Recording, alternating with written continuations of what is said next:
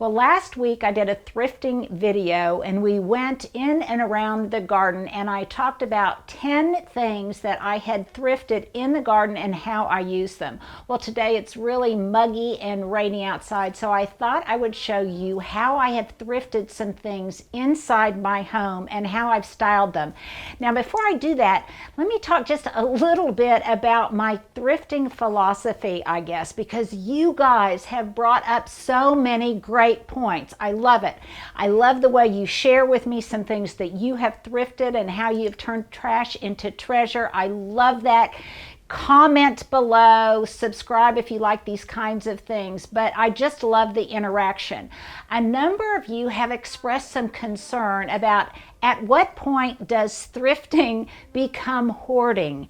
And I can so relate to that because the older I get, I still maintain, I guess, my love of thrifting, but I'm also purging as much as I thrift. So a lot of the things that come into my house go out again very quickly, or they are gifted to others, or if I bring one thing in, another thing goes out. So I really am anti having too much stuff, but I do like layering. So that brings me to my very first thing.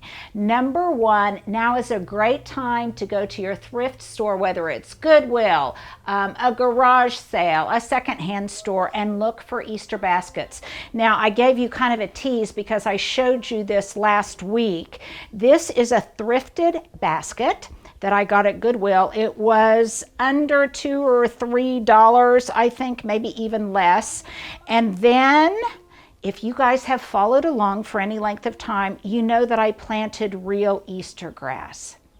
And it just so happened that this basket would hold a kind of a compressed peat moss pot perfectly.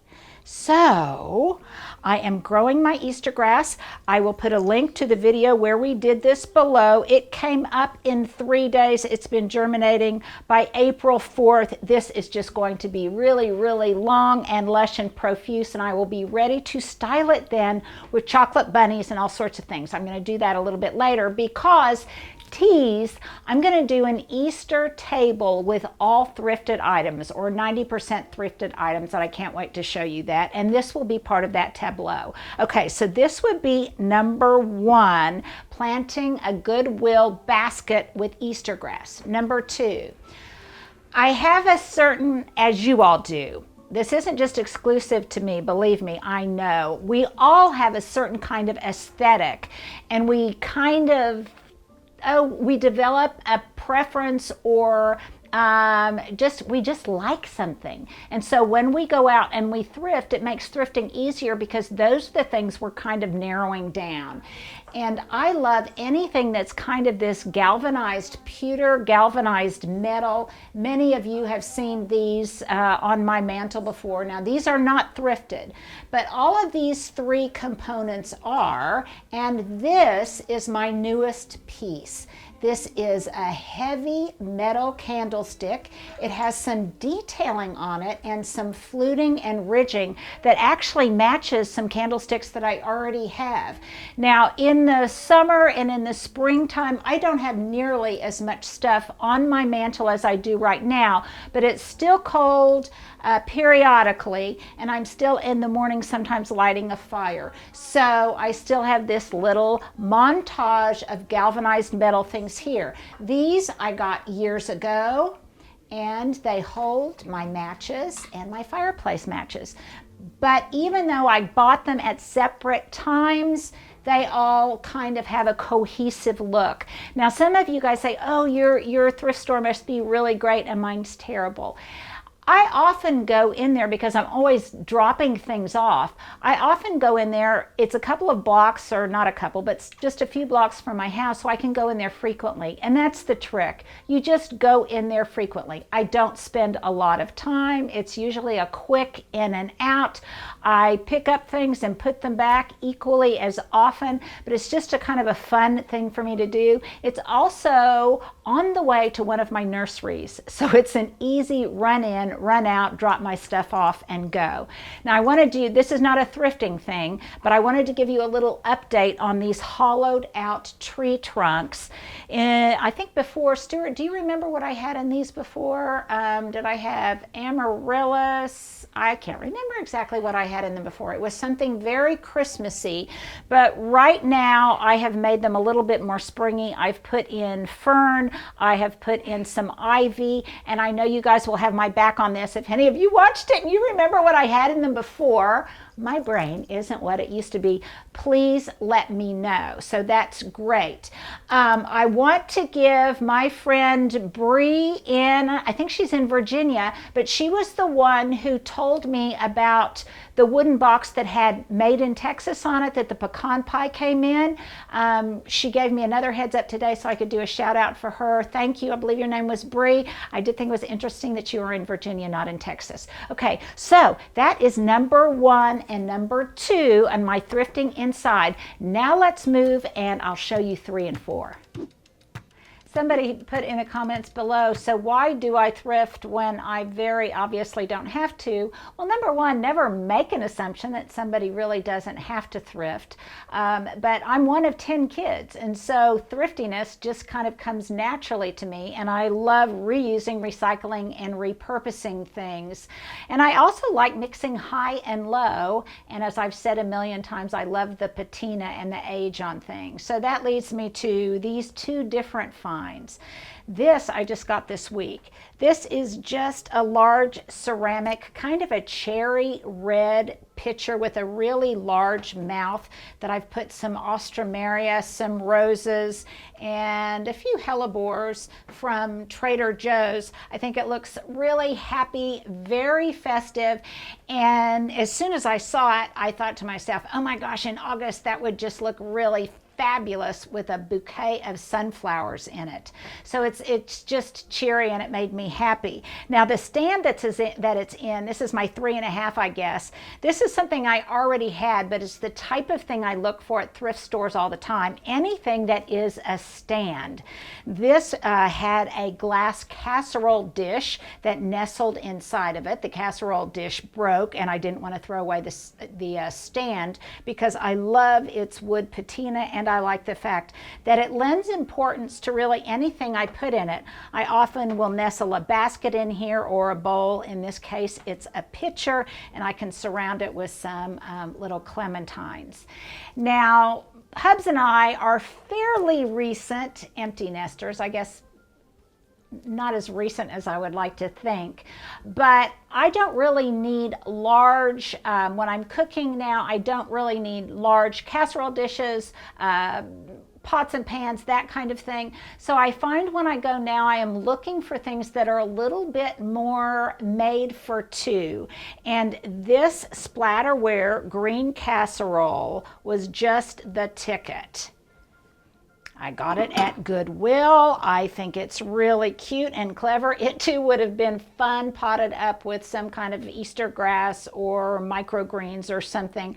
It's really fun to use at Christmas time. I love the way it looks. I love its kind of old vibe. And more importantly, I like the fact that it is perfect for 2. So I can bake lasagna in it. I can bake almost any kind of casserole in it, and it's the perfect size for 2. Again, both of these things were under $3, but I think the overall effect when you kind of zhuzh them up is far more expensive looking. Stuart is laughing at me. Stuart, have you not heard the word zhuzh before? It is a very common horticultural term amongst us gardeners. So anyhow, I hope you like these number 3, 3.5, and 4. Well, practically everything that I thrift in one way or another is related to topiary, and that's the case with my number 5 selection of things that I always look for at the thrift store, and that is just old metal trays. I like to use them to congregate my topiaries, my smaller topiary, into one place. I sometimes use the larger ones, sometimes the smaller ones. I really don't care if they're polished or not. In fact, it makes my life a whole lot easier if I don't polish them and it looks like it's intentional patina. Now, what I do like to do once I get any one of these type of trays is put these felt glides on the bottom of them. That way, when I use them on a piece of wood furniture or my mahogany built-ins, I'm not in any way scarring or blemishing the wood surface. So I really like them for that purpose. I have a whole bunch of them. I just keep them stacked over here. I use them inside and out. They are, like I say, they're not expensive at all. So if they get a little bit rusty or if something happens to them, I don't worry about it too much. And most of the time they're covered with topiary anyway, so you kind of can't see it. Now, I have a thing for trays, and I also have a thing for pitchers, and I love pitchers. So when you're looking for that old silver plate stuff, anytime you can find an old pitcher, I think it makes a wonderful find, because let's see, this one was all of $6.96, I guess. Unless it was at 50% off on 50% off day. And you can use these for vases. I could actually use it for ice water or whatever, but again, it would be really beautiful. I love the detailing on it. This is the classic type of thing that women my age got as Christmas gifts, and they're not used practically in so many ways now, but they are very much used for interior decor. Again, I love using these for vases, for ice water, for iced tea, in which case I would give it a little spit polish. So that is number 3, and number 4 of things that I like to look for at the thrift store. And number 5 and number 6 of things that I like to find at the thrift store. Well, I'm here in a very fragrant place from these hyacinths with number 7, 8, 9, and then a number 10 challenge. I've got them all assembled here. Now, number 1 is another one of these silver-plated finds that I just adore. This is actually an ice bucket, and it has a glass liner. Now, it was at the thrift store probably because it didn't have a lid. Normally, this actually lives on the bar where it's used as an ice bucket, but it also happens to fit, is that a 6-inch pot, Stuart? Maybe a 6-inch pot of anything blooming just perfectly. Now, if I have an affection for trays and pitchers, I also have an affection for bowls. And I love this little blue and white bowl. It's a little bit chipped. Let me see if it says anything on the back. Sterling China, New York City. Anyhow, I just like it. This is the type of thing that would be perfect to use as a gift. You could package it up with some baked goods, you could put some granola in here, you could put some pretty soaps, anything like that to give to someone as a gift. But right now, I am using it as part of my little display here on this side table.